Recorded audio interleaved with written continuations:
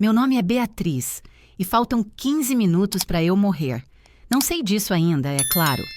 Neste exato momento, estou sentada na sala de espera da Clínica São Rafael, folheando uma revista de decoração que já li 3 vezes. Minha bolsa de couro italiano, um presente do meu falecido marido em nosso 30º aniversário, está no colo. Ela pesa mais do que deveria, muito mais. Dentro dela, algo se debate, algo vivo. Minha primeira reação é congelar. A revista escorrega dos meus dedos. Uma senhora ao meu lado, cabelos brancos, óculos de leitura pendurados no pescoço. Me olha com aquela expressão educada de quem não quer se intrometer, mas está definitivamente curiosa. A senhora está bem? Ela pergunta com voz suave. Não, não estou bem. Porque minha bolsa acabou de se mover novamente e desta vez ouvi um som. Um guincho abafado, agudo, desesperado, como se algo pequeno e furioso estivesse tentando escapar. Minhas mãos tremem quando alcanço o zíper. Meu coração bate tão alto que tenho certeza de que todos na sala podem ouvi-lo. A recepcionista olha para cima da tela do computador. Um homem de terno para de digitar no celular. Eu abro a bolsa e o mundo desmorona. Dentro, entre minha carteira de couro, meu batom Chanel e meu porta-comprimidos de prata, há um rato. Um rato vivo, enorme, com pelos eriçados e olhos vermelhos injetados de pânico. Ele guincha novamente, tentando subir pelas laterais de cetim da bolsa, as garras arranhando freneticamente. Mas não é só isso. Preso ao rabo do animal com fita adesiva transparente, há um pedaço de papel dobrado. Uma nota manuscrita em letra cursiva que reconheço instantaneamente. Acidentes acontecem com mulheres velhas, especialmente as teimosas. A sala de espera explode em gritos. A senhora ao meu lado se levanta tão rápido que derruba a própria bolsa. O homem de terno tropeça para trás. A recepcionista grita por segurança. Mas eu não me movo, porque finalmente entendo. 30 minutos atrás, eu estava em casa, na minha casa. Uma mansão de arquitetura clássica no bairro mais nobre de São Paulo, com jardins que meu falecido marido projetou pessoalmente e quartos que abrigaram 3 gerações da nossa família. 30 minutos atrás, eu estava no meu quarto, de pé, em frente ao espelho da penteadeira vitoriana que pertenceu à minha avó. Estava terminando a maquiagem para ser a consulta de rotina com o Dr. Henrique, meu cardiologista. E foi quando a vi, pelo espelho, Letícia, minha nora, a esposa do meu único filho, Tiago. A mãe dos meus 2 netos se esgueirou para dentro do meu quarto. Ela não bateu, não anunciou sua presença. Seus olhos percorreram o ambiente com a precisão de um ladrão mapeando joias. Então ela viu minha bolsa. Estava no sofá de veludo perto da janela, já preparada com tudo o que eu precisaria para a consulta. Letícia olhou para a porta do banheiro, onde eu havia dito que estava me preparando, e então se aproximou da bolsa com passos silenciosos. Eu deveria ter dito algo, deveria ter gritado, confrontado, exigido explicações. Mas algo me fez ficar em silêncio, um instinto, a mesma voz interior que me fez construir um império financeiro ao lado do meu marido. A mesma intuição que me alertou quando investidores desonestos tentaram nos enganar. Então, eu apenas observei. Letícia abriu minha bolsa com dedos trêmulos. Ela estava nervosa. As mãos suavam visivelmente. De dentro do bolso do casaco, ela tirou algo embrulhado em um pano escuro e colocou dentro da minha bolsa. Depois, fechou o zíper com cuidado excessivo. Alisou o couro como se quisesse apagar qualquer evidência de violação e saiu do quarto nas pontas dos pés. 30 segundos depois, eu saí do banheiro como se nada tivesse acontecido. Ah, Beatriz! Letícia estava no corredor, com aquele sorriso doce e aquela voz mansa que conquistou o meu filho 6 anos atrás. Já vai sair? Precisa que eu prepare alguma coisa para quando voltar? Não, querida, respondi, pegando minha bolsa do sofá e sentindo o peso estranho. Vou apenas ao Dr. Henrique. Rotina. Ah, que bom. Depois conversamos, sim? Tenho algumas ideias sobre a reforma da cozinha. A reforma da minha cozinha, pensei, na minha casa. Mas sorri. Claro, querida, até mais tarde. Agora sentada nesta clínica com um rato envenenado na bolsa e uma nota de ameaça de morte, todas as peças se encaixam. A crise financeira que trouxe Letícia e Tiago para morar comigo há 3 anos nunca existiu. Foi uma armadilha. O jeito que ela gradualmente demitiu minha cozinheira, minha faxineira, minha jardineira, sempre com desculpas sobre privacidade e economia, não foi coincidência. Foi isolamento. O modo como ela começou a me apresentar para as amigas como a babá que mora aqui não foi humilhação casual. Foi desvalorização sistemática. E agora isto. Um rato, provavelmente doente, possivelmente raivoso, plantado na minha bolsa para me morder durante a consulta médica. Aos 68 anos, com minha pressão alta e medicação para o coração, uma mordida de rato poderia causar infecção grave, poderia me matar e pareceria um acidente trágico. Senhora, a voz da recepcionista me traz de volta. Eu já chamei o controle de pragas e a segurança. A senhora está bem? Olho para ela, depois para o rato ainda se debatendo na bolsa, depois para a nota, e então faço algo que surpreende até a mim mesma. Fecho a bolsa com cuidado, prendendo o zíper de forma que o animal não escape, mas possa respirar. Não chame o controle de pragas, digo, com uma voz calma que não sabia que ainda possuía. Chame a polícia e preciso de um saco plástico com vedação. Este rato é evidência de tentativa de homicídio. A sala fica em silêncio absoluto.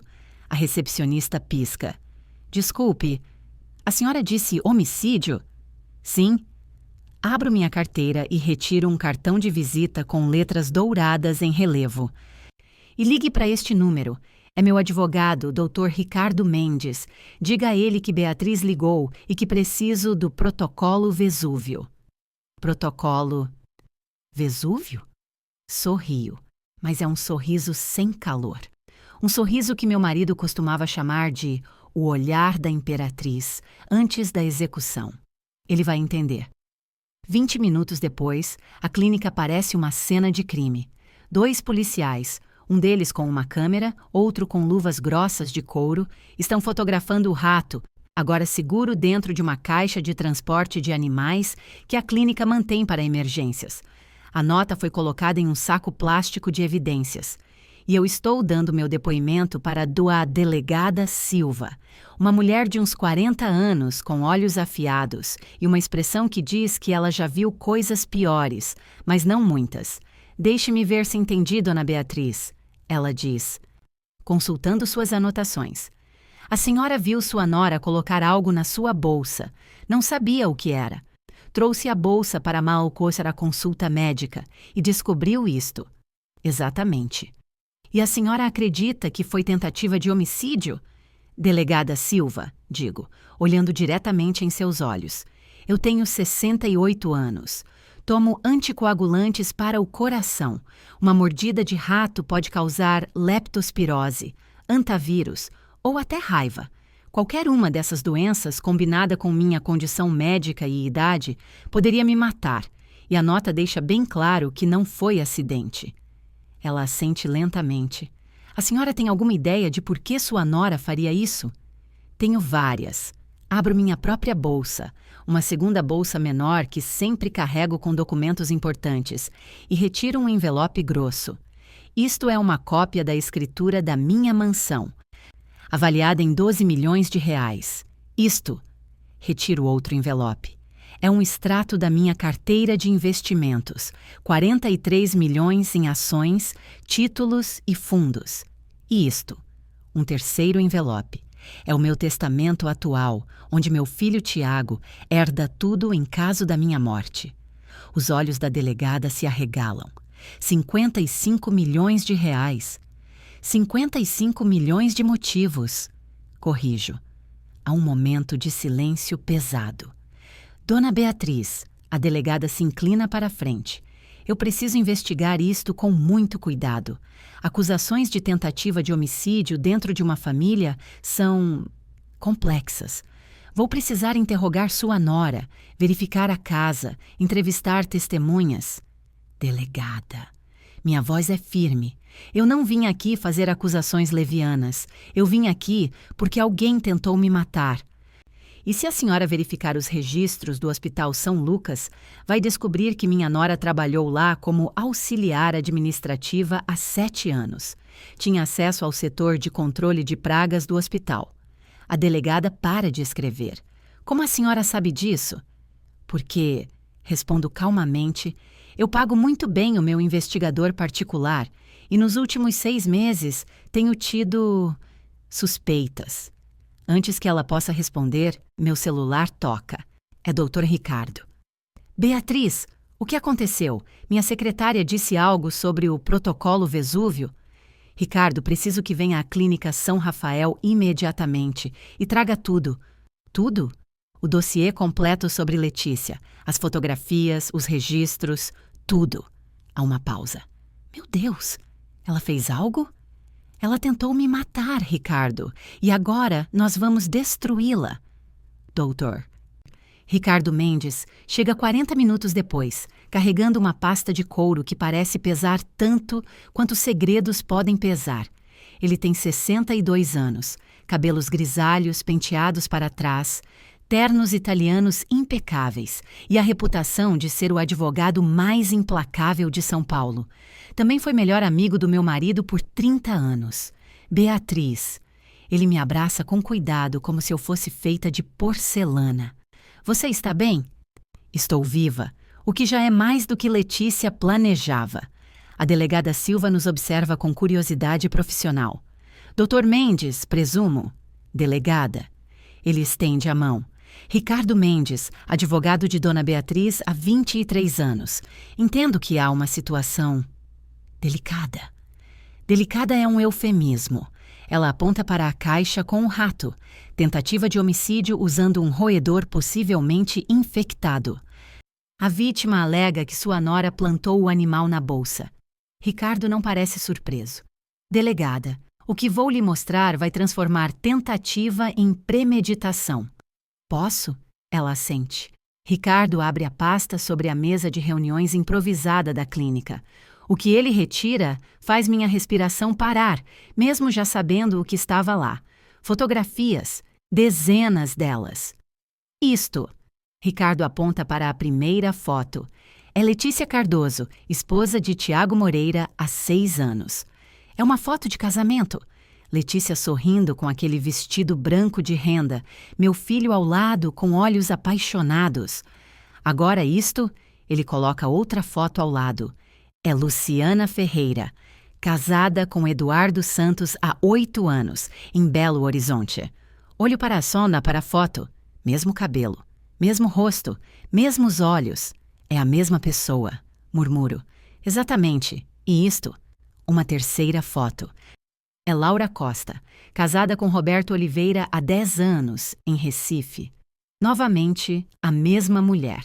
Cabelo diferente, loiro ao invés de castanho, mas inegavelmente a mesma estrutura facial. A delegada Silva pega as fotos, comparando-as lado a lado. Isso não pode ser coincidência. Não é. Ricardo retira um documento grampeado. Isto é o histórico criminal de Luciana Ferreira, também conhecida como Laura Costa, também conhecida como Letícia Cardoso. Procurada em Minas Gerais por estelionato, investigada em Pernambuco por abuso financeiro de idosos e agora, aparentemente, tentativa de homicídio em São Paulo. Sinto meu estômago revirar, mas... Tiago checou os antecedentes dela. Ele me disse que... Ela usou documentos falsos, Ricardo interrompe suavemente. Muito bem feitos, aliás. Teria me enganado também. Se não fosse pelo fato de que, há 6 meses, você me pediu para investigá-la. A delegada me olha. A senhora suspeitava há 6 meses? Suspeitava de algo, corrijo. Não sabia o quê, mas... pequenas coisas. A forma como ela pressionou Tiago para se mudar para minha casa logo após o problema financeiro deles. O jeito que ela se livrou de todos os meus funcionários antigos. Pessoas que poderiam questionar a autoridade dela. Como ela começou a controlar quem me visitava. Ricardo assente. Isolamento da vítima. É o padrão clássico. Tem mais, eu digo, sentindo a raiva crescer. Há 3 meses encontrei documentos escondidos no quarto dela. Pesquisas sobre leis de herança. Sobre quanto tempo leva para declarar alguém incapaz mentalmente. Sobre asilos particulares. Ela estava planejando interná-la. A delegada conclui. Ou coisa pior. Ricardo puxa mais documentos. Beatriz me autorizou a contratar um investigador particular. O que descobrimos é perturbador. Ele espalha os papéis sobre a mesa como cartas de um jogo macabro. Eduardo Santos, primeiro marido em Belo Horizonte. Sua mãe, Dona Helena, 71 anos, morreu há 5 anos. Causa oficial, queda acidental na escada. Meu sangue gela. Roberto Oliveira, segundo marido em Recife. Sua mãe, Dona Teresa, 68 anos, está atualmente internada em um asilo com diagnóstico de demência precoce. A casa dela, avaliada em 8 milhões, foi vendida. O dinheiro desapareceu. Meu Deus, a delegada murmura. E há um terceiro caso que estamos investigando. Ricardo continua. Um homem chamado Carlos Mendonça, em Salvador. Namorou uma mulher por 2 anos. Descrição física compatível com nossa suspeita. A mãe dele, Dona Aparecida, morreu de envenenamento acidental por alimentos. O caso foi arquivado. Silêncio absoluto na sala. Ela é uma serial killer, digo, e minha voz soa estranhamente distante, como se pertencesse a outra pessoa. Ela é uma predadora, Ricardo corrige. Alveja homens de meia idade com mães viúvas ricas, seduz o filho, ganha confiança, isola a vítima e então remove o obstáculo. A delegada está pálida. Quantas vítimas estimamos? Confirmadas? 3 mães mortas ou incapacitadas. Suspeitas? Possivelmente 7, se incluirmos casos que estamos rastreando em outros estados. E meus netos? A pergunta sai antes que eu possa impedir. As crianças, elas são realmente... São de Tiago. Ricardo confirma rapidamente. Fizemos teste de DNA discretamente quando você autorizou. As crianças são biologicamente dele. O alívio me inunda, seguido imediatamente por novo horror. Então ela usou meus netos como garantia de legitimidade. Exatamente. Crianças tornam o relacionamento mais crível, mais difícil de questionar. A delegada Silva se levanta. Eu preciso de um mandado de busca e apreensão imediatamente. E preciso que a suspeita seja trazida para interrogatório sem alertá-la. Ela está em casa, informo. Provavelmente esperando uma ligação do hospital dizendo que tive um acidente médico. Ricardo me olha. Beatriz, você precisa entender que a partir de agora isto se torna uma investigação criminal formal. Você terá que testemunhar. Tiago vai descobrir tudo. As crianças vão crescer sabendo que a avó delas não permitiu que uma assassina destruísse a família. Interrompo firmemente. Tiago vai sofrer, eu sei disso, mas prefiro um filho com o coração partido hoje do que um filho órfão amanhã. A delegada pega o telefone. Vou organizar uma equipe. Dona Beatriz, preciso que a senhora me acompanhe para fazer um depoimento formal completo. E depois, a senhora não pode voltar para casa ainda. Por quê? Porque se ela perceber que o plano falhou, pode tentar algo mais desesperado. Preciso que fique em local seguro enquanto executamos o mandado. Ricardo toca meu ombro. Eu tenho um apartamento de segurança nos Jardins, totalmente discreto. Você pode ficar lá. Olho para as fotografias espalhadas sobre a mesa. 3 mulheres, 3 mães que confiaram na pessoa errada. Que abriram suas casas, seus corações, suas famílias e pagaram com a vida. Não, digo finalmente. Eu não vou me esconder. Esta é minha casa, minha cidade, minha vida. Se alguém vai sair, é ela. A delegada hesita. Dona Beatriz, entendo o sentimento, mas... Delegada Silva. Minha voz poderia cortar diamantes. Eu sobrevivi à construção de um império empresarial em uma época em que mulheres mal podiam abrir contas bancárias sozinhas. Sobrevivi a 38 anos de casamento com um homem brilhante, mas teimoso. Sobrevivi a criar um filho, enterrar meu marido e administrar 43 milhões em investimentos. Levanto-me e, apesar dos meus 68 anos e 1,72 de altura, neste momento me sinto enorme. Eu não vou me esconder de uma golpista de meia tigela que acha que pode me matar com um rato de esgoto. Ricardo sorri, aquele sorriso fino que ele usa antes de destruir oponentes no tribunal. Então, ele diz, vamos fazer do jeito de Beatriz. A delegada suspira, mas há respeito em seus olhos. Está bem, mas com uma condição. Equipe policial disfarçada na propriedade. E a senhora usa um colete à prova de balas por baixo da roupa. Levanta uma sobrancelha. Delegada, eu tenho um Chanel que ficaria terrível com colete. Então arrumamos um colete que combine com Chanel. Pela primeira vez em horas, rio. É uma risada curta, amarga, mas genuína. Fechado. A mansão parece exatamente como eu a deixei 3 horas atrás. Imponente, silenciosa, banhada pela luz dourada da tarde de São Paulo. Os jardins estão impecáveis. As janelas de vidro francês brilham. A fonte barroca no centro do pátio murmura suavemente. Mas agora eu sei que dentro dessas paredes vive uma assassina. O carro da delegada para a 2 quarteirões de distância. Ela se vira para mim no banco traseiro. Lembre-se do combinado, Dona Beatriz. A senhora age normalmente. Diz que a consulta foi boa. Não menciona o rato. Não menciona a investigação. Nós precisamos de tempo para posicionar a equipe e executar o mandado adequadamente. Entendo. E está usando o dispositivo? Toco discretamente o broche de pérolas no meu casaco. Parece uma joia antiga, mas esconde um microfone e transmissor. A equipe técnica da polícia conseguirá ouvir cada palavra dita dentro da casa. Estou. Ótimo. A equipe de vigilância já está posicionada. 3 agentes disfarçados. Um como jardineiro na casa vizinha, uma como entregadora de delivery e outro como técnico da companhia telefônica no poste da esquina. Se algo der errado, grite Ricardo e invadimos imediatamente. Respiro fundo. E Tiago, ele está em casa? Ricardo, sentado ao meu lado, consulta o celular.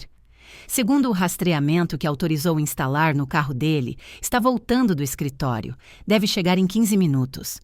Perfeito. Ele precisa ouvir isso também.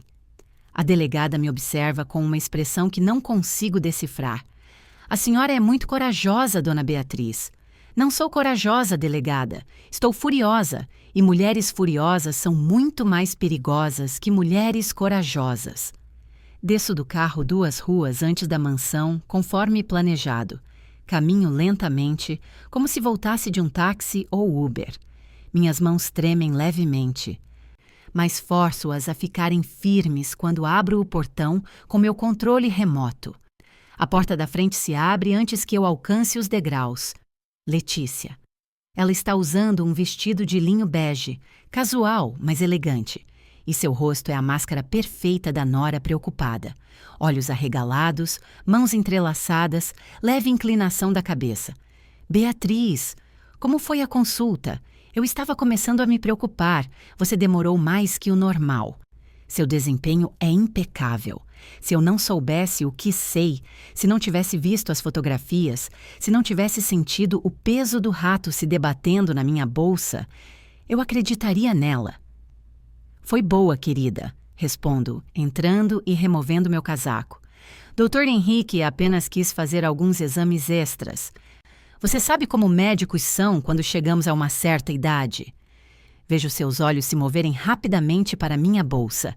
A mesma bolsa onde ela plantou o rato. Ela está calculando. Quanto tempo levaria para o animal atacar? Eu deveria estar no hospital agora, possivelmente em choque anafilático. Que bom que está tudo bem, ela diz, mas há tensão em sua voz. Você não teve nenhum problema durante a consulta? Nada incomum? Incomum? Finjo considerar. Não, querida, por quê? Deveria ter tido? Ela pisca. Não, é que... Você sabe, às vezes essas clínicas são tão desorganizadas. A clínica São Rafael é impecável. Caminho até a sala de estar, forçando-a a me seguir. Aliás, aconteceu algo interessante enquanto eu estava lá. Vejo-a engolir em seco. Interessante? Sim. Uma senhora na sala de espera teve um ataque de pânico terrível. Começou a gritar que havia um rato na bolsa dela. Imagine, um rato! A clínica inteira virou um pandemônio. O rosto de Letícia fica branco, depois vermelho, depois branco novamente. Um rato? Sua voz é apenas um sussurro. Sim, aparentemente alguém havia colocado o animal lá como uma brincadeira cruel. A pobre senhora estava histérica. Chamaram a polícia e tudo. Sento-me no sofá de veludo, cruzando as pernas elegantemente. Fez-me pensar, que tipo de pessoa faria algo assim? Plantar um rato na bolsa de uma idosa? Letícia está paralisada no meio da sala. Suas mãos tremem visivelmente. Eu não sei, que horror. Sim, horror é uma boa palavra. Pego minha xícara de chá. Sempre há chá fresco preparado nesta casa. E tomo um gole. A polícia disse que vão investigar. Aparentemente, tentativa de ferir alguém usando animais pode ser considerado crime grave. Beatriz, eu. A porta da frente se abre abruptamente. Mãe, Letícia! Tiago entra, segurando a pasta de trabalho. Seus olhos estão injetados de cansado. Muito trabalho, pouco sono. Desculpe o atraso. Reunião infernal com os investidores. Ele beija Letícia na bochecha automaticamente. Depois vem me abraçar. Como foi a consulta? Boa, filho. Dr. Henrique diz que estou com saúde de ferro. Tiago sorri. Ótimo. Estava preocupado. Você sabe que essas consultas me deixam ansioso. Olho para Letícia por cima do ombro de Tiago. Ela está praticamente em estado de choque, tentando processar o que aconteceu. O rato falhou. Eu voltei viva.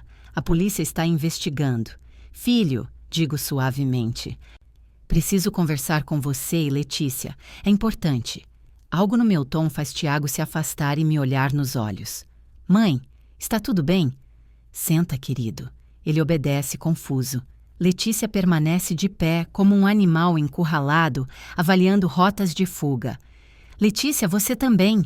Por favor. Ela se senta rigidamente na borda da poltrona. Respiro fundo. Este é o momento. Tudo o que planejei nas últimas horas depende disto. Tiago, começo.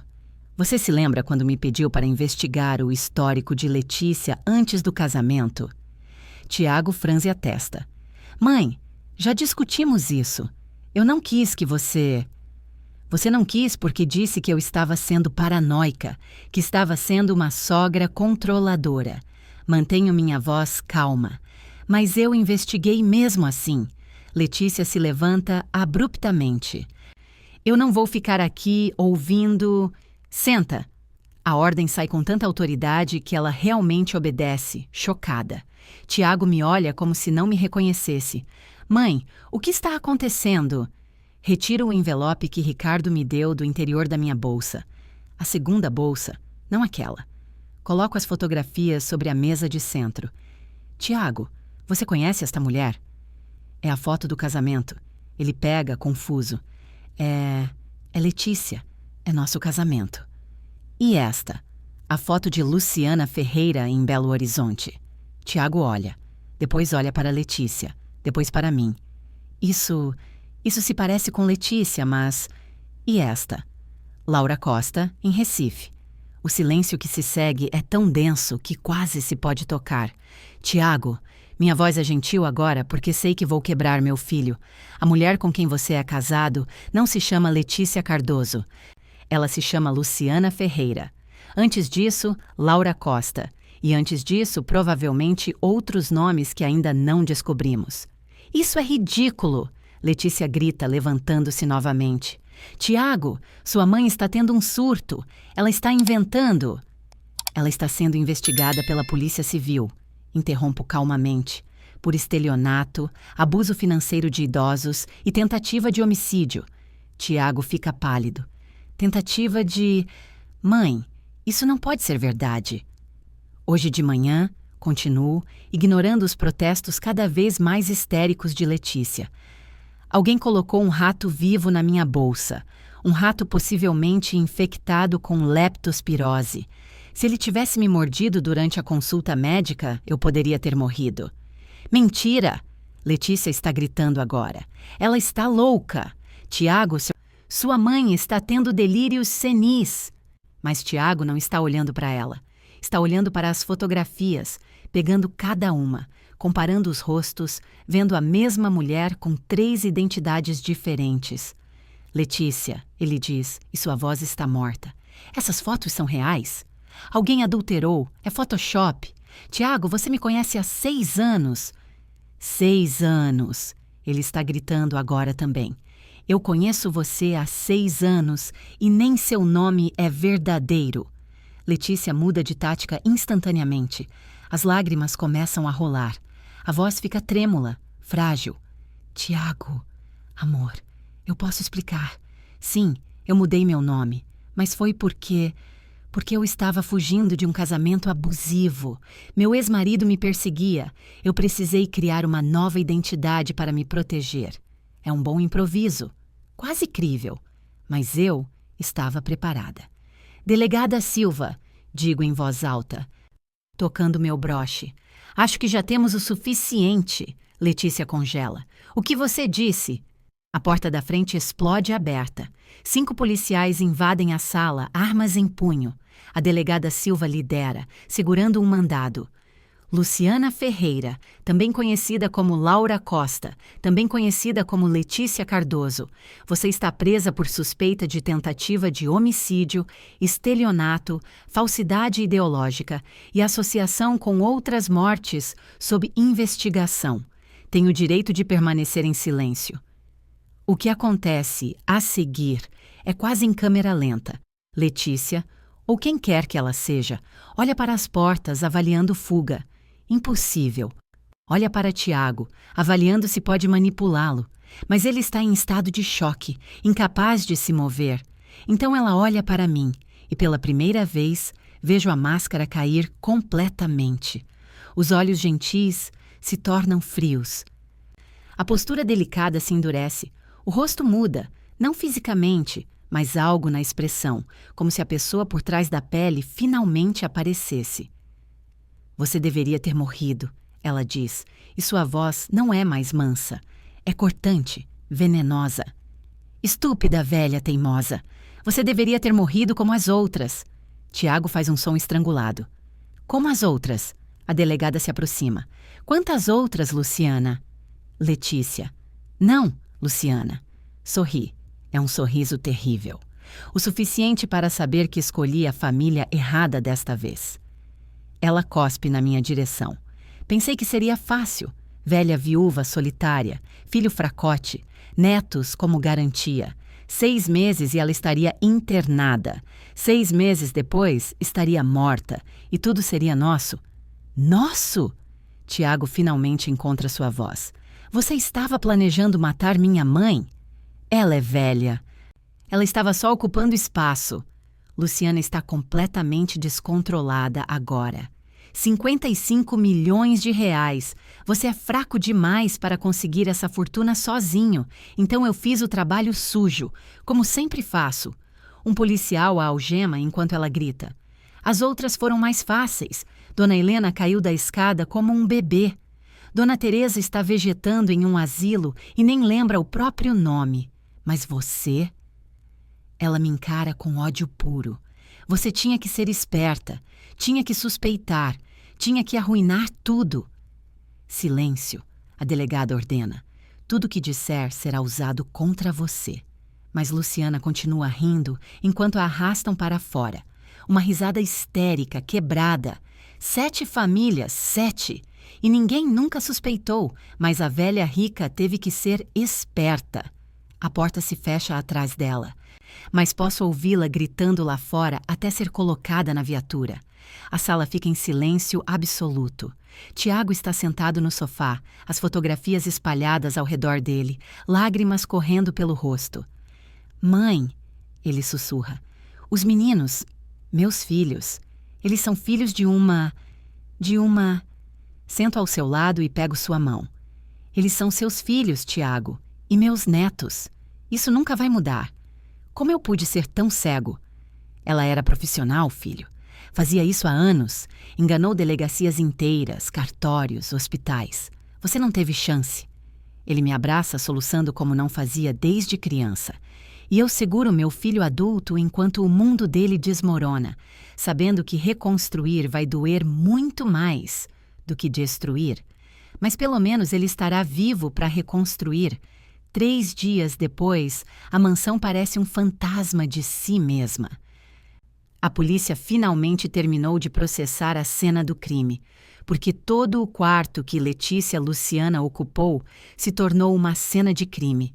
O que encontraram lá fez até a delegada Silva, veterana de 20 anos, perder a cor. Estou sentada no escritório de Ricardo, olhando para a mesa coberta de evidências catalogadas. Ele está do outro lado, com aquela expressão sombria que adota quando as coisas são piores do que imaginava. Beatriz, ele começa cuidadosamente. Antes de te mostrar isso, preciso perguntar. Tem certeza que quer ver? Algumas coisas, uma vez vistas, não podem ser esquecidas. Mostre, Ricardo. Ele abre a primeira pasta. São páginas e páginas de um caderno. Letra cursiva impecável, organizada como um relatório corporativo. Projeto Moreira. Tim Lane. Leio em voz alta. Minha voz surpreendentemente firme. Mês 1-3. Estabelecer contato. Seduzir o alvo. Tiago. Perfil psicológico. Inseguro. Carente de validação. Vulnerável a elogios. Objetivo. Gravidez para legitimidade. Mês 4-6. Conhecer a fonte primária. Beatriz. Perfil. Viúva rica, controladora, apegada ao filho. Obstáculo principal. Idade 63, na época. Saúde. Boa para a idade. Estimativa de vida natural. 15-20 anos. Inaceitável. Mês 7-12. Casamento. Estabelecer aparência de normalidade. Segundo filho recomendado para reforçar comprometimento do alvo. Ano 2. Criar crise financeira fabricada. Aproximação da fonte primária. Crítico. Fazer parecer ideia de Tiago, não minha. Ano 3-4. Isolamento da fonte. Remover funcionários antigos. Completado. Assumir controle doméstico. Completado. Desvalorização psicológica em círculos sociais. Completado. Ano 5. Preparação para remoção. Métodos considerados. Queda acidental. Alto risco de investigação, devido ao histórico de Dona Helena. Envenenamento gradual. Muito lento. 12-18 meses. Ataque animal. Rato-cobra. Rápido. Pode ser atribuído a acidente. Escolhido. Ano 6. Execução. Pós-remoção. 3 meses de luto. 6 meses para liquidar ativos. 12 meses para vender propriedade. Estimativa total de ganho. 55 milhões. Divisão. 50 milhões para minha conta offshore. 5 milhões para Tiago. Mantê-lo dependente para relacionamentos futuros. Há muito mais. Páginas e páginas. Mas não consigo continuar lendo. Ela me chamava de fonte primária, digo, e minha voz soa distante. Como se eu fosse um poço de petróleo a ser explorado. Ricardo vira para si a próxima sessão. Tem pior. É uma tabela. Nomes, cidades, datas, valores. Projetos anteriores. Resumo. Nome, cidade. Duração.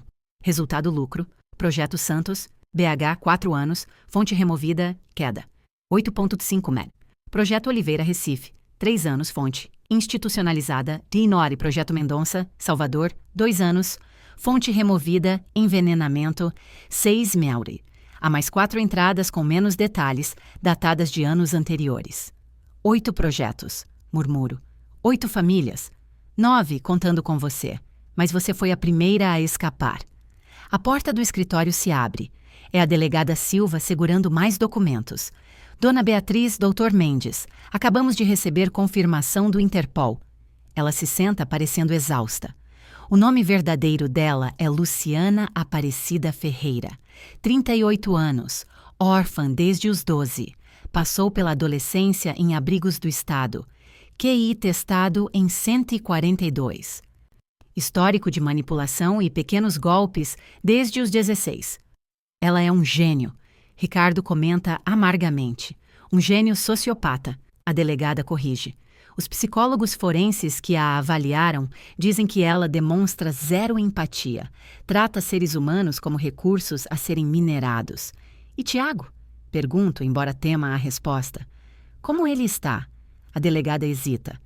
Ele não está bem, Dona Beatriz. Descobrir que seus 6 anos de casamento foram um projeto. Que seus filhos foram concebidos como ferramentas de manipulação. Que a mulher que ele amava planejava matar a mãe dele. Eu quero vê-lo. Ele pediu para ficar sozinho. Não me importa o que ele pediu.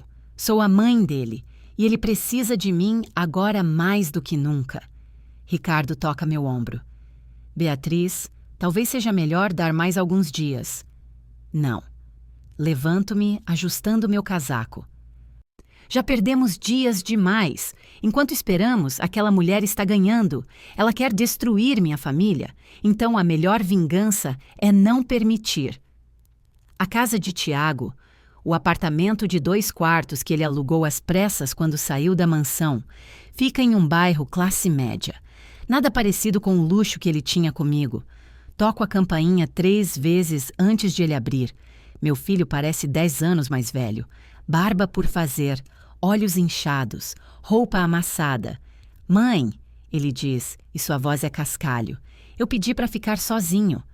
Eu sei, mas mães não respeitam pedidos quando sabem que são prejudiciais. Passo por ele, entrando. Onde estão meus netos? Com a mãe dela. Ele fecha os olhos, corrigindo-se. Não sei nem se aquela mulher que eles chamam de Vó Sônia é realmente a mãe dela. Não sei nada. O apartamento está em caos. Roupas espalhadas, caixas de pizza vazias, cortinas fechadas. Tiago, senta. Mãe, eu não quero conversa motivacional. Senta. Ele obedece, mais por reflexo que por vontade. Sento-me ao lado dele no sofá barato, tão diferente do sofá de veludo onde eu segurava ele quando criança. Você vai me ouvir, filho, e vai ouvir tudo porque precisa entender uma coisa. Silêncio. Aquela mulher era profissional. Ela enganou delegacias, cartórios, hospitais. Ela tinha documentos falsos tão perfeitos que passaram por verificação federal. Ela estudou você por meses antes do primeiro contato. Mapeou suas inseguranças, seus desejos, suas fraquezas. Exatamente! Tiago explode. Eu sou fraco, eu sou patético. Ela viu isso e... Pare. Minha voz corta como lâmina. Ela não te escolheu porque você é fraco. Ela te escolheu porque você é bondoso, porque você confia nas pessoas, porque você ama profundamente. Essas não são fraquezas, Tiago. São as melhores partes de você. Lágrimas escorrem pelo rosto dele. Ela planejou matar você, mãe. A mulher que eu amava, com quem dividia uma cama por 6 anos, planejava assassinar minha mãe. Eu sei. Como você está tão calma? Como não está destroçada? Pego as mãos dele entre as minhas. Filho, eu vivi 68 anos. Eu vi homens de negócios sorrirem enquanto roubavam fundos de pensão.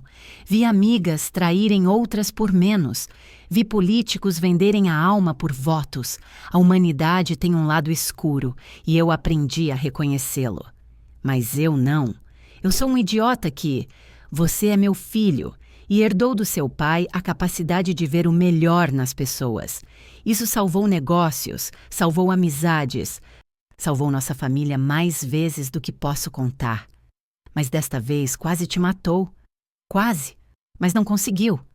Levanta o seu queixo para que me olhe nos olhos, porque quando importava, você me criou para ser forte, para desconfiar quando necessário, para agir quando ameaçada. Você me deu essa força, Tiago. Ele desmorona, soluçando no meu ombro. E ali, naquele apartamento barato, seguro meu filho enquanto ele quebra. Mas desta vez, sei que ele vai se reconstruir mais forte, porque ele é filho do pai, bondoso e confiante, mas também é filho da mãe, forte e implacável quando necessário. Vamos passar por isso, sussurro. Você, eu e as crianças, juntos. E Letícia, Luciana, quem quer que ela seja.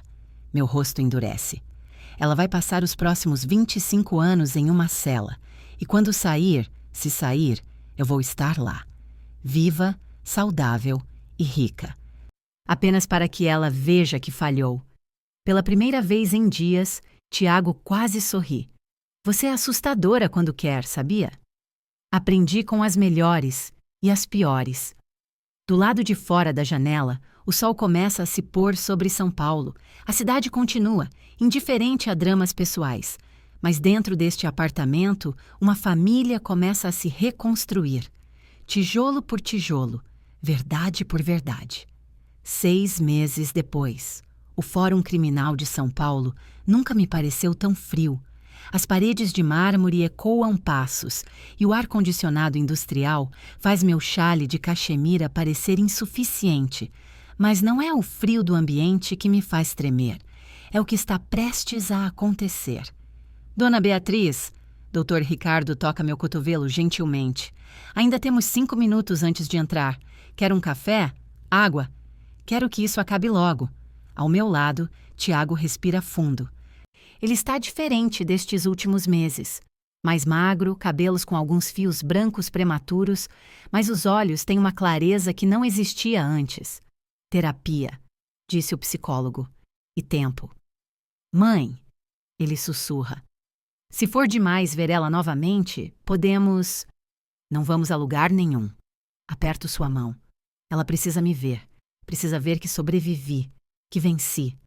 A porta da sala de audiência se abre. A delegada Silva aparece, uniformizada formalmente.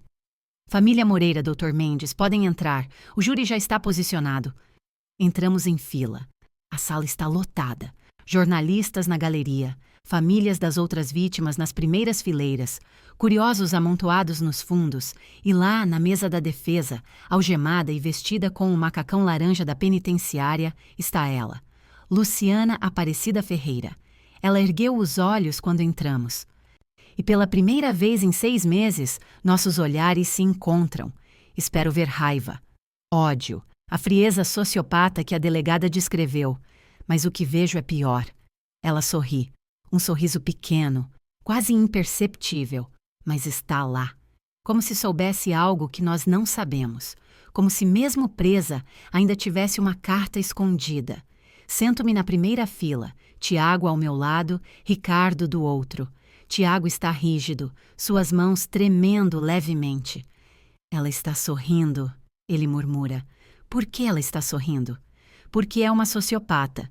Ricardo responde baixinho. Para ela, isso tudo é um jogo, e ela acha que ainda pode vencer.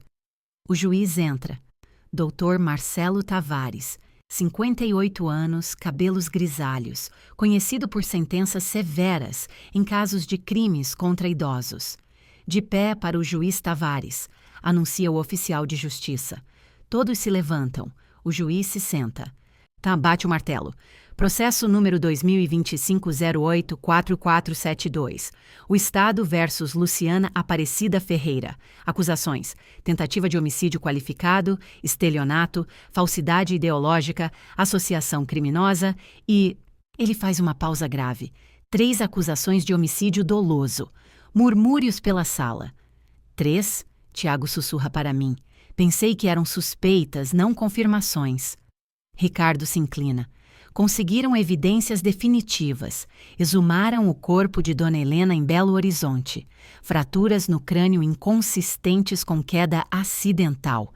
E encontraram rastros de sedativos no corpo de Dona Aparecida em Salvador. Sinto meu estômago revirar. O promotor se levanta. Dr. André Fonseca, um homem jovem, mas com reputação impecável. Excelência, membros do júri, hoje não estamos julgando apenas um crime. Estamos julgando uma carreira de predação calculada, fria, meticulosa. A ré à nossa frente construiu uma vida inteira baseada em identificar, isolar e eliminar mulheres idosas vulneráveis. Ele caminha até uma mesa onde estão dispostas fotografias ampliadas. Dona Helena Santos, 71 anos. Morta em uma queda nas escadas de sua própria casa. A autópsia revelou sedativos em seu sistema. Sedativos prescritos à ré, que alegou insônia. Uma foto de uma senhora sorridente, abraçando netos. Dona Aparecida Mendonça, 66 anos. Morta por intoxicação alimentar acidental. Exames toxicológicos tardios revelaram arsênico em doses letais acumuladas ao longo de semanas. Outra foto. Uma mulher de olhos gentis em um jardim. Dona Teresa Oliveira, 68 anos, diagnosticada com demência precoce, é institucionalizada. Médicos independentes agora confirmam. Ela foi sistematicamente drogada com benzodiazepínicos em doses que simularam declínio cognitivo. Mais uma foto. Esta mulher parece assustada, confusa. E, finalmente, o promotor se vira para mim. Dona Beatriz Moreira, 68 anos. Alvo de tentativa de homicídio usando um rato infectado com leptospirose. A única diferença? Dona Beatriz sobreviveu e teve coragem de denunciar. O silêncio na sala é absoluto. A defesa argumentará que há dúvidas razoáveis, que as evidências são circunstanciais. Mas nós apresentaremos o diário da ré. Um livro-razão meticuloso, onde ela documentou cada projeto, cada vítima, cada método. Ele caminha até a mesa da defesa, parando diretamente em frente a Luciana. Esta mulher não é uma criminosa comum movida por paixão ou desespero. Ela é uma predadora serial que escolhia vítimas baseada em planilhas de custo-benefício. Luciana continua sorrindo, imóvel como estátua. O advogado de defesa se levanta.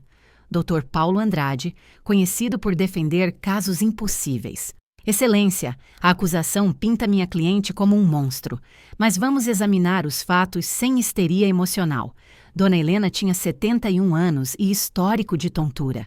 Dona Aparecida morava sozinha e tinha hábitos alimentares questionáveis. Dona Teresa tinha histórico familiar de Alzheimer. Ele caminha pelo júri. Quanto ao diário mencionado, é um caderno de anotações pessoais, possivelmente ficcional, escrito por uma mulher que sofria de transtorno de personalidade fantasiosa. Não há provas diretas. Não há provas? A voz que interrompe não é do promotor, é minha. Me levanto e todas as cabeças se viram. Dona Beatriz, o juiz me olha surpreendido. A senhora não está autorizada a... Excelência, peço permissão para fazer uma declaração de vítima. O juiz hesita. O promotor assente rapidamente. Concedido, mas seja breve. Caminho até o centro da sala. Meus sapatos de salto ecoam no silêncio. Paro diretamente em frente a Luciana. Você me chamou de fonte primária. Digo, minha voz firme e clara, como se eu fosse um poço de petróleo, um recurso a ser explorado e depois descartado. Ela me olha e o sorriso finalmente vacila. Você entrou na minha casa, dormiu sob meu teto, comeu à minha mesa. Eu cuidei dos seus filhos, filhos que você concebeu como ferramentas, não como pessoas. Minha voz aumenta. Você me humilhou em público, me fez sentir invisível na minha própria casa, me roubou minha dignidade. E quando isso não foi suficiente, você tentou me matar. O júri está completamente focado em mim, mas estou aqui, viva, de pé, e você está aí, acorrentada, exposta, destruída. Inclino-me levemente, baixando a voz apenas para ela ouvir. Você escolheu a vítima errada, querida, porque eu sou a primeira que lutou de volta. Volto para meu assento. A sala explode em murmúrios. O juiz bate o martelo. Ordem! Ordem na sala! As testemunhas desfilam. Policiais, médicos forenses, Eduardo Santos, viúvo de Belo Horizonte, chorando ao descrever a queda da mãe. Roberto Oliveira, de Recife, falando sobre como foi convencido a internar a própria mãe. Carlos Mendonça, de Salvador, tremendo ao confessar que nunca questionou o acidente porque estava emocionalmente manipulado. Cada testemunho é uma martelada no caixão de Luciana, mas ela permanece impassível, sorrindo ocasionalmente. Olhando para o teto, até que chamam a última testemunha. A acusação chama Sônia Maria Ferreira. Uma mulher de uns 60 anos entra na sala. Magra, cabelos grisalhos, olhos fundos. Luciana reage pela primeira vez. Seu corpo se retesa. O sorriso desaparece. Mãe? Ela sussurra. O promotor se aproxima. Senhora Ferreira, pode confirmar sua relação com a ré? Era a mãe dela. A voz da mulher é quebrada. E pode nos contar sobre a infância de Luciana? A mulher olha para a filha e há algo terrível naquele olhar. Amor misturado com horror. Luciana sempre foi diferente, desde pequena. Não chorava quando se machucava, não se importava quando outras crianças sofriam. Aos 8 anos, matou o cachorro da vizinha. Disse que queria ver o que tinha dentro. Tiago faz um som estrangulado ao meu lado. Aos 12, incendiou nossa casa. Eu estava dentro. Ela me observou pela janela, sem pedir ajuda, até os vizinhos verem a fumaça. Por isso ela foi para abrigos do Estado? Sim, eu não conseguia mais. Não conseguia ficar perto dela sem ter medo. Lágrimas escorrem. Eu falhei como mãe. Deveria tê-la conseguido ajuda, mas tinha medo que ela me matasse dormindo. O júri está visivelmente chocado. E a senhora teve contato com ela nos últimos anos? Ela me ligava às vezes, sempre pedindo dinheiro, dizendo que tinha projetos. Eu mandava o que podia, com culpa, achando que talvez um dia ela mudasse. A mulher olha diretamente para Luciana. Mas você nunca mudou, não é, filha? Você apenas ficou melhor em esconder. Luciana finalmente quebra. Você me abandonou! Ela grita, levantando-se da cadeira. Você me colocou em abrigos com estranhos. Você me fez assim. Guardas a empurram de volta para a mira-cadeira. Eu fiz você assim. A mãe grita de volta. Eu te amei, eu tentei, mas você nasceu sem alma. O juiz bate o martelo violentamente. Ordem, próxima testemunha. Mas o dano está feito. O júri viu a máscara cair completamente. 3 horas depois, o júri retorna. No caso de Dona Helena Santos, culpada de homicídio doloso qualificado. No caso de Dona Aparecida Mendonça, culpada de homicídio doloso qualificado. No caso de Dona Teresa Oliveira, culpada de cárcere privado e lesão corporal grave. No caso de Dona Beatriz Moreira, culpada de tentativa de homicídio qualificado. Luciana não reage, apenas olha para a frente, vazia. O juiz se levanta. Luciana Aparecida Ferreira, você é condenada a 73 anos de prisão em regime fechado, sem possibilidade de progressão, antes de cumpridos 2/3 da pena. 73 anos. Ela tem 38. Vai morrer na prisão. Ela é levada algemada. E quando passa por mim, para e sussurra. Você pode ter vencido, Beatriz, mas quantas outras velhinhas como você existem por aí? Quantas não vão suspeitar? Sorriu friamente. Nenhuma. Porque agora você é notícia nacional. Toda sogra no Brasil vai estar de olho. Você não criou uma vítima, criou um movimento. Ela é arrastada para fora, gritando incoerências. Tiago me abraça, chorando de alívio. E pela primeira vez em meses, respiro completamente. 1 ano depois, a mansão está irreconhecível de maneiras que nunca imaginei. O que antes era apenas minha casa, agora é também a sede da Fundação Beatriz Moreira de Proteção a Idosos, uma organização sem fins lucrativos dedicada a combater abuso financeiro e violência contra pessoas da terceira idade. Estou no grande salão, o mesmo onde Letícia, Luciana realizou aquele maldito chá de bridge. Mas agora as paredes estão cobertas com banners informativos. Reconheça os sinais de isolamento, seus direitos legais após os 60. Como proteger seu patrimônio de predadores. 30 cadeiras estão dispostas em semicírculo, todas ocupadas. São idosos, principalmente mulheres, mas alguns homens também, todos com histórias parecidas com a minha, ou piores. Dona Beatriz, uma senhora de uns 75 anos, levanta a mão timidamente. Minha filha quer que eu passe a casa para o nome dela, para evitar impostos. Mas algo não me parece certo. Sorrio gentilmente. Dona Carmen, seus instintos estão corretos. Nunca, jamais transfira propriedades para nome de filhos ou netos sem consultoria jurídica independente. Isso é uma tática comum de golpistas.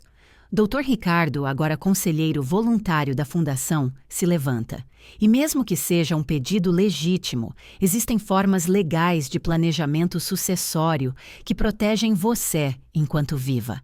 Não existe razão para abrir mão de controle do seu patrimônio. Outra mão se levanta. Um senhor de uns 80 anos com bengala. Meu neto diz que precisa emprestar dinheiro do meu fundo de aposentadoria. Sempre tem uma emergência diferente. Já foram quase R$200 mil em 2 anos. Isso é abuso financeiro, respondo firmemente. E é crime. Temos advogados aqui que podem ajudá-lo a recuperar esse dinheiro e estabelecer limites legais. A porta do salão se abre. Tiago entra carregando meus 2 netos. Pietro, de 6 anos, e Sofia, de 4. Vovó! Sofia grita correndo até mim. Shh, querida! Pego-a no colo. A vovó está trabalhando. Desculpe, mãe. Tiago sussurra. A escola acabou mais cedo. Posso deixá-los com Dona Mercedes na cozinha? Não precisa, eles podem ficar. Olho para o grupo de idosos. Na verdade, há uma lição importante aqui. Sento Sofia no meu colo, Pietro ao lado.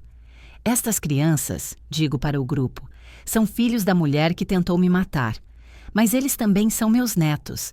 São inocentes. E eu nunca, jamais, permitirei que os erros da mãe biológica deles definam quem eles são. Pietro olha para mim com aqueles olhos grandes. Vovó?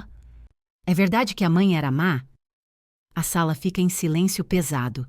Tiago congela, sem saber como intervir. Mas eu já pensei muito sobre este momento, sobre como responder quando a pergunta inevitável chegasse. Pietro, digo suavemente, segurando sua mãozinha, sua mãe fez coisas muito ruins, machucou pessoas e agora está pagando por isso. Mas ela também nos deu você e Sofia, e isso é a única coisa boa que ela já fez. Lágrimas aparecem nos olhos do menino. Eu sinto falta dela às vezes. Isso me torna mal também? Não, meu amor. Isso te torna humano, e é por isso que você nunca, jamais, será como ela. Porque você sente, você se importa, você ama. Abraço ambos forte. Dona Carmen, a senhora que perguntou sobre a filha, está chorando silenciosamente. Dona Beatriz, ela diz, voz embargada. A senhora é a pessoa mais forte que já conheci. Não sou forte, Dona Carmen. Sou teimosa, e há uma diferença. Sorriu. Força se quebra sob pressão.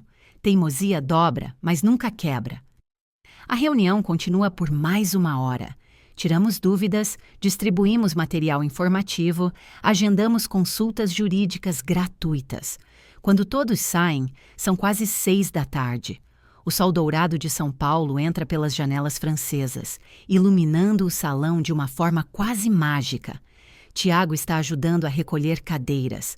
As crianças brincam no jardim, visíveis pela janela. Mãe, ele diz sem olhar para mim, posso perguntar algo? Sempre. Você me perdoou por ter trazido aquela mulher para sua vida? Paro o que estou fazendo. Vou até ele, forço-o a me olhar nos olhos. Tiago, ouça com atenção, porque vou dizer isso apenas uma vez. Minha voz é firme. Não há nada a perdoar. Você foi vítima tanto quanto eu. Na verdade, você foi mais vítima, porque ela te roubou algo que eu nunca perdi, a capacidade de confiar. Mas eu trouxe ela para... Você trouxe para casa quem pensava ser a mulher que amava. Isso não é crime, é humanidade. Lágrimas escorrem pelo rosto dele. Eu ainda tenho pesadelos. Acordo às vezes achando que tudo foi real, que ela realmente me amava. E então lembro do diário, dos projetos, e quero morrer de vergonha. Vergonha é o que ela deveria sentir, não você. Mas como volto a confiar em alguém? Como sei que a próxima pessoa não será outra Luciana? Suspiro. Esta é a pergunta que psicólogos tentam responder há meses. Você não sabe. E esse é o ponto. Confiança é sempre um risco. Mas a alternativa é viver sozinho, fechado, morto em vida. E isso seria dar a ela a vitória final. E se eu nunca conseguir amar de novo? Então você ama diferente. Você ama suas crianças. Você me ama. Você ama a vida que estamos reconstruindo. Amor romântico não é a única forma de amor que importa. Ele me abraça forte, como fazia quando criança. Obrigado, mãe, por não desistir de mim. Nunca, nem em 1 milhão de anos. 3 horas depois, após colocar as crianças para dormir no quarto que decorei especialmente para elas, cheio de estrelas fluorescentes no teto e bichos de pelúcia, desço para meu escritório particular. Há uma carta sobre a mesa. Reconheço a caligrafia imediatamente. Aquela letra cursiva perfeita, organizada, meticulosa. Luciana. Meu primeiro instinto é jogá-la no lixo sem ler. Mas curiosidade, ou talvez necessidade de closure, me faz abrir. Cara Beatriz, estou escrevendo da penitenciária feminina de Franco da Rocha. O lugar é exatamente tão deprimente quanto você deve estar imaginando. Não vou pedir perdão. Seria falso, e você é inteligente demais para acreditar. Não vou implorar por clemência ou redução de pena. Sei que você usaria qualquer carta assim contra mim. Escrevo apenas para dizer: você venceu. Completamente, totalmente, absolutamente. Durante 16 anos, eu estudei pessoas como você. Viúvas ricas, solitárias, ansiosas por conexão familiar. Eu sabia exatamente quais botões apertar, quais cordas puxar. Funcionou 8 vezes. Mas você foi diferente. Você desconfiou quando outras aceitaram. Você investigou quando outras ignoraram. Você lutou quando outras se renderam. E agora, por sua causa, meu rosto está em todos os noticiários. Meu modus operandi é estudado em cursos de criminologia. Programas de proteção a idosos citam meu caso como exemplo. Você não apenas me destruiu, você destruiu o caminho para qualquer um como eu. Em uma existência perversa, isso é quase admirável. Vou passar os próximos 73 anos pensando em como subestimei você, em como uma velhinha de 68 anos desmontou um sistema que funcionou perfeitamente por quase 2 décadas. Não espere resposta se escrever de volta. Eu não tenho nada mais a dizer. Apenas saiba. De todas as minhas vítimas, você foi a única que me ensinou algo. Que subestimar idosos é o erro mais fatal que alguém pode cometer. LAF, PS. Cuide bem das crianças. Elas são as únicas coisas reais que já criei, mesmo que tenham sido calculadas. Leio a carta 3 vezes. Depois, calmamente, acendo uma vela na lareira do escritório e jogo a carta no fogo. Assisto as palavras se contorcerem, enegrecendo, virando cinzas. Ela quer a última palavra? Não terá, porque já não penso mais nela. Já não sonho com vingança ou validação. Minha vingança foi viver, foi prosperar, foi transformar trauma em propósito. A Fundação Beatriz Moreira agora opera em 12 estados brasileiros. Ajudamos mais de 4.000 idosos a escapar de situações de abuso. Recuperamos 23 milhões em ativos roubados. Levamos 47 golpistas à justiça. Tiago se casou novamente, desta vez com Marina, uma professora de 42 anos, que ele conheceu em grupo de terapia para vítimas de abuso psicológico. Eles se amam devagar, cuidadosamente, mas verdadeiramente. Pietro e Sofia cresceram sabendo a verdade sobre a mãe biológica, mas cercados de tanto amor. Meu, de Tiago, de Marina. Da rede de tios e tias que a Fundação criou, que a ausência dela se tornou apenas um fato, não uma ferida. E eu? Aos 73 anos, acordo todos os dias às 6h. Tomo meu café com vista para o jardim que meu falecido marido projetou. Leio os jornais. Respondo e-mails de idosos pedindo ajuda. E sorrio, porque Luciana Aparecida Ferreira me chamou de fonte primária, de obstáculo, de alvo. Mas eu sou Beatriz Moreira, sobrevivente, matriarca, fundadora e a mulher que transformou uma tentativa de homicídio em um movimento nacional. Nunca subestime uma idosa que já viveu o suficiente para saber onde todos os corpos estão enterrados, especialmente se for ela quem serve o jantar. Esta foi a história de Beatriz, uma mulher de 68 anos que quase perdeu tudo para uma predadora profissional, mas que usou sua sabedoria, recursos e coragem para não apenas sobreviver, mas prosperar. Se você conhece um idoso que possa estar sendo manipulado, isolado ou abusado financeiramente, não ignore os sinais. Uma palavra de apoio, uma oferta de ajuda, pode salvar uma vida. E se você é um idoso assistindo a isto, você não está sozinho. Você não é fraco. Você não é um fardo. Você tem direitos, valor e poder.